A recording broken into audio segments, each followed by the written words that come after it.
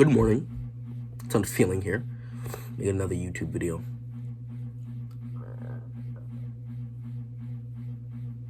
I really wondered what I should talk about today. Not really. I had kind of had this plan on what I would talk about, which is my grandfather. Recently, he passed away, sadly, on December 24th, Christmas Eve. Literally, I don't know why it took me forever to remember that, but it got me thinking. It got me thinking how I would want to die, how I would want to be remembered, what accomplishments I want people to remember me by. And it got me thinking that because my grandfather definitely is not being remembered in the best light. Of course, though, since he has passed, people will be thinking about the good times. But generally speaking, people are not and will not remember him in the best light. Which sucks. I couldn't even gather up a tear when I found out about the news. And it's not like I am extremely distant to this man. Didn't grow up with him. I'm very close, I would say much closer to my grandmother. If my grandmother passed on my mom's side, it would be a completely different story. But the man that she married, no tears. And it's not like I have any hatred towards him. It was just we were not able to build a connection.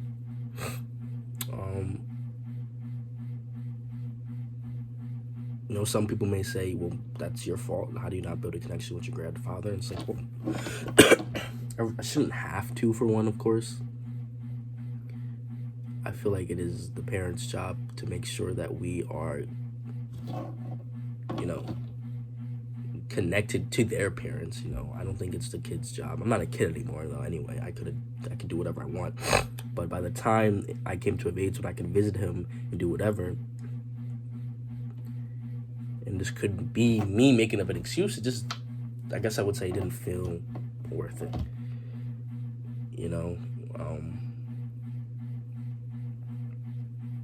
And it sucks because last time you saw your grandfather, last time I saw my grandfather he was in his room, and he showed me the same book with all his photos and basketball achievements. And every time I would see this, I was like, I don't want this to be me. Every single time I saw my grandfather, it was the same thing. It was, how you doing, boy? Doing good. You know me. I was baddest thing out there when I was in high school. And he would tell me why he didn't get to play in the NBA. He didn't make, not the NBA, my fault. Why he didn't play in college. It had to do with something with his teammate and how his teammate was benched, and then he transferred, and then he couldn't play either, and then his career ended. But it's that's great, and it's amazing. That's something that he loves sharing with me. But I'll be damned if the only thing I could talk to my grandson about is that I scored 1,000 points in high school. Something I couldn't do, of course. I couldn't do that. I didn't do it. He has an achievement I couldn't achieve. I know he's proud of that because a lot of people can't do that. Now, shoot, if I had the proper training, I don't know, that probably would have been extremely easy. But that's besides the point. The point is, I refuse. That's one of the greatest motivators I'm having right now. I refuse to be on my deathbed with regrets. If I keep going on the track that was going on, I would have been full of regrets. I would have been feeling like shit as a grandparent. Cause like if I died right now, right? But imagine me being 80 years old, right? What would I actually have to say to my children or grandkids? I went to college. I graduated, hopefully.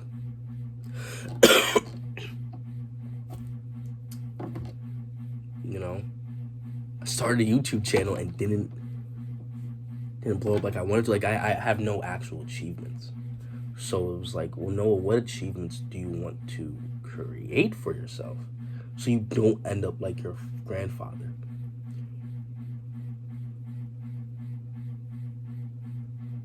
Because it's sad.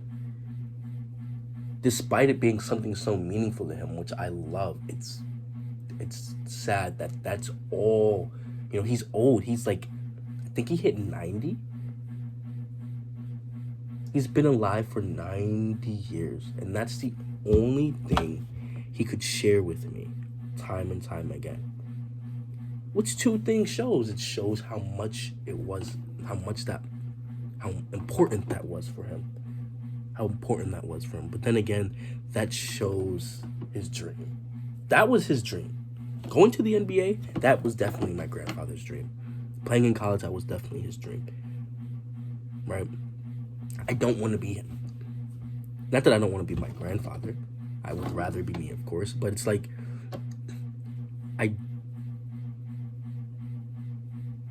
despite it not destroying him, you know, despite him being grateful that he was able to live as long as he could without having any, you know, bitterness or anger with the way he raised his kids, or the way he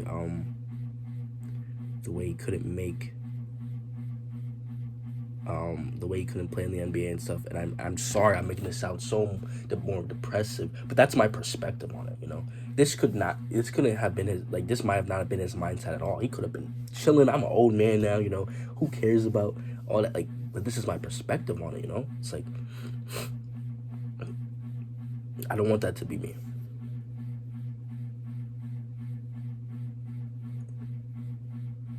And with the age of technology today, that shouldn't be me. That shouldn't be anyone.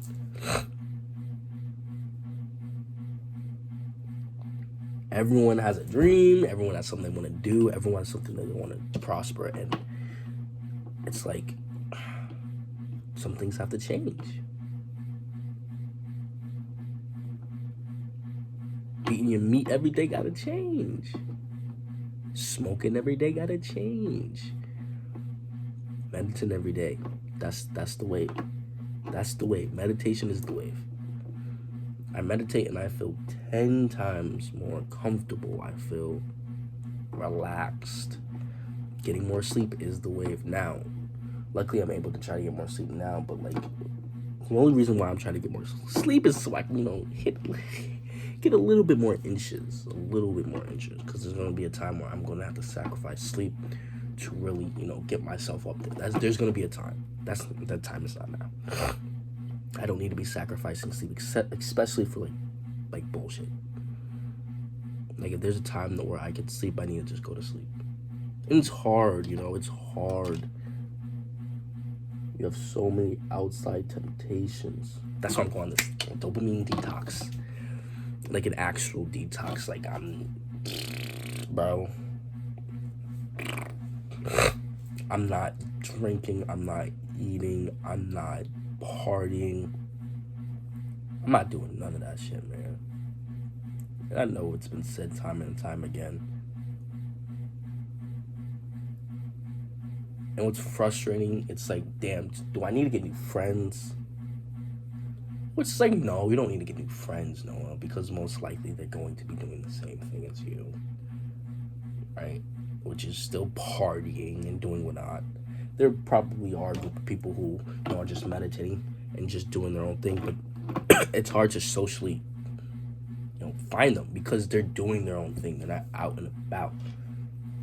And it's like, ugh.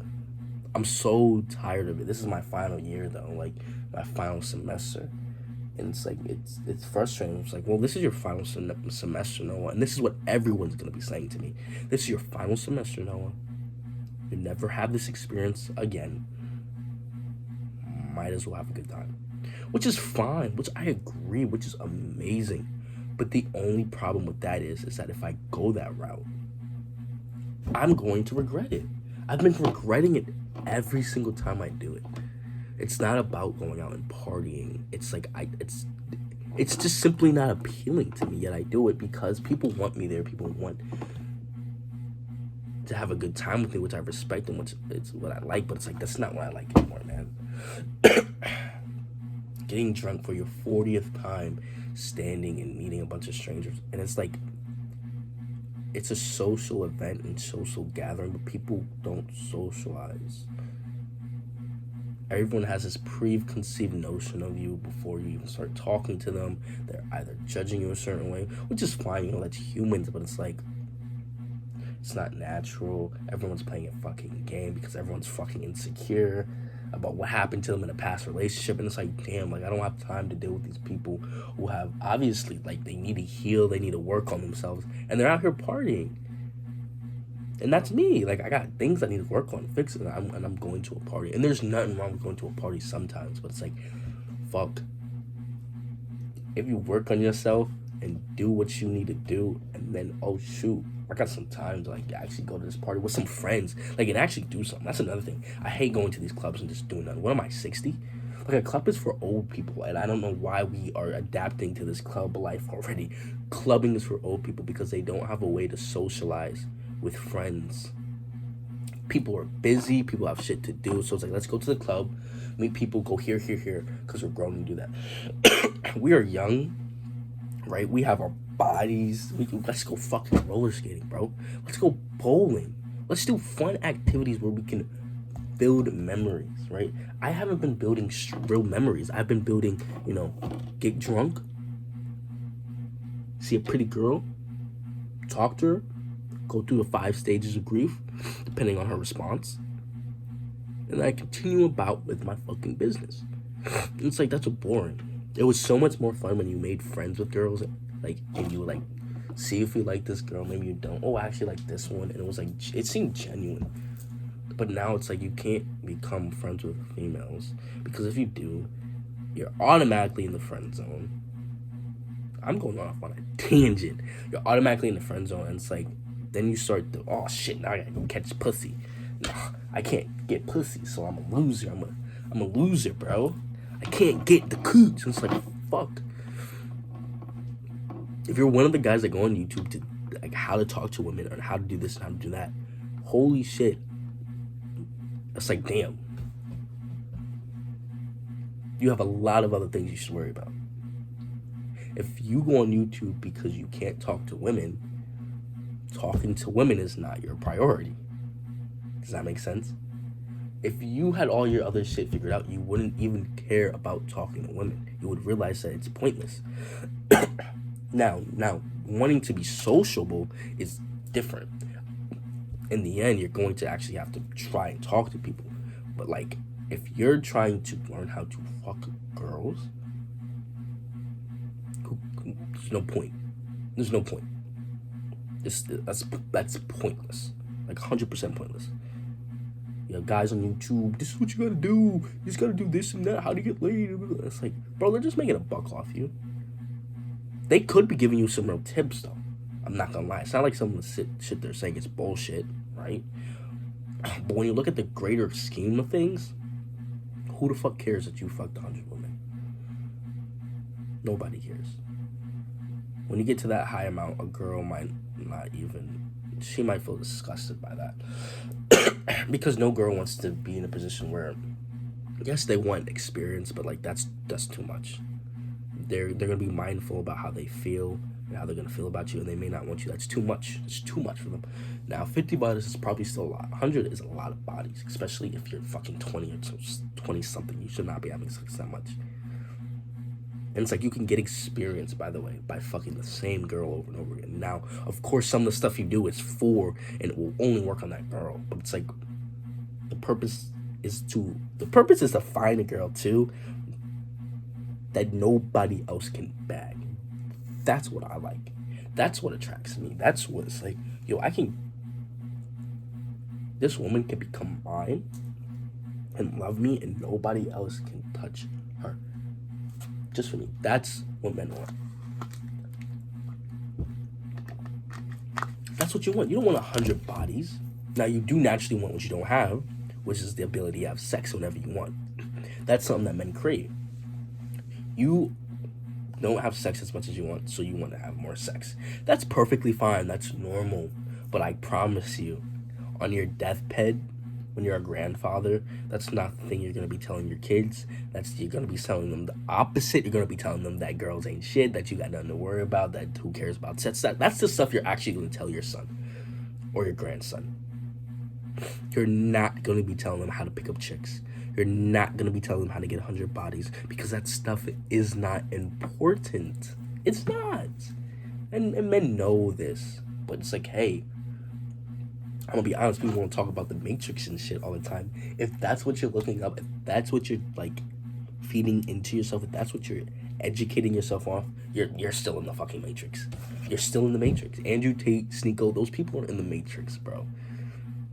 Yes, they're financially free, but it's like, don't let me get on Sneeko, but Sneeko is only acting the way he acts because he saw his girlfriend get fucked by another man, which he put himself through, by the way. I go off on tangents and it's so bad, but it's like shit. I just need to talk about it. Yeah, Sneeko is full of. He has that incel rage. He really does. I'm not saying like ah! It's more of like, I can't believe someone I cared about so much had sex with another person. She probably found pleasure in it too. But it's like, it was dumb for him to do that. That broke him. Similarly to me, I saw a video of my ex doing stuff. Downhill from there. Because it's really hard to cope with. Especially when you really care about that person. It's very hard to cope with that fact. I imagine he broke up, not right after, of course. He probably stayed with her, and it fucked with him way more. Mistake that I did too. Because then you're overcompensating and you're overthinking, and you're like, oh my gosh, like she can really do this with another person if she wanted to. Well, that's not what love's supposed to be. Love is supposed to be, I don't want to do this with any other person. I want to do it with you. So there's no reason why I would. But like, yeah, like he shot himself in the foot, and now he's like all women this, all women that. And it's like, you're not wrong to some extent, but like, shit, the only reason, and I say this is because the only reason he is going on this route is because of what he put himself through. Right? If he didn't see his girlfriend have sex with another man, he wouldn't be feeling as much hatred, as much. I don't even know, man. He'd just be losing his mind. But yeah, I guess the point of this video is that, like, damn, there's a lot more stuff to life than the bullshit we're consuming online. You know? I wonder what bullshit my grandfather consumed. I really do wonder, because they didn't have as much distractions. They, of course, did. You know, TV was a distraction. When he was a kid, though, was there even TVs? I don't even think so. But, we have so many distractions and so many pleasures, and it's like, if it's not something that you want to tell to the next generation, it's probably a waste of time for you to just think about it, right? If it's not something, if it's not knowledge that you want to tell your son or grandson or granddaughter, it's probably a waste of time for you right now. Now, of course, everyone wants to have fun. No one's saying you can't have fun. It's just, life isn't about having fun. And that's the reality. If life was about having fun, there'd be no need to work. There'd be no need to do, jobs. There'd be no need to take care of your family. There'd just be enjoyment all the time, which in itself would be boring. But yeah, the truth is, life is suffering. That's the truth. And it's the fact that it's suffering that makes it so enjoyable. It's the fact that you are suffering that makes it worthwhile. And it's like, it's fair, If I'm able to experience this one-of-a-lifetime thing, which is to live, makes sense that I'm going to have to suffer a little bit. That's all there is to it. Suffering can come in many forms too. I'm going through my own suffering. Everyone's going through their own suffering. Suffering is not depression, by the way, also. It can be. I'm not saying that I'm depressed because I'm suffering. I'm just saying I'm going through my own suffering. Everyone's going through their own something. That's making them suffer. That's making them learn. That is making them excel. Once you get to a certain point, and I can't wait till I reach that point where my suffering becomes the acceleration. It becomes the catalyst of me moving forward. But yeah, that's all I wanted to talk about. Still gotta get better at like these outros, intros, and staying on topic. But that's gonna come with it, you know. And I need to find like some non-sad topics to talk about. I don't even know if these are really that sad. Maybe these are just more real. Like I'm not crying or anything. It's not really anything that sad. It's just life, you know. You know what I'm saying? We're getting a little beefy though. I'm not going getting beefy. But yeah, that's the video. I may upload it like this raw, condom, or I might, you know. Nah, I'm not gonna edit this. Yeah, I'm probably gonna upload it just raw dogging it. So if you see it, give me a kiss. Bye.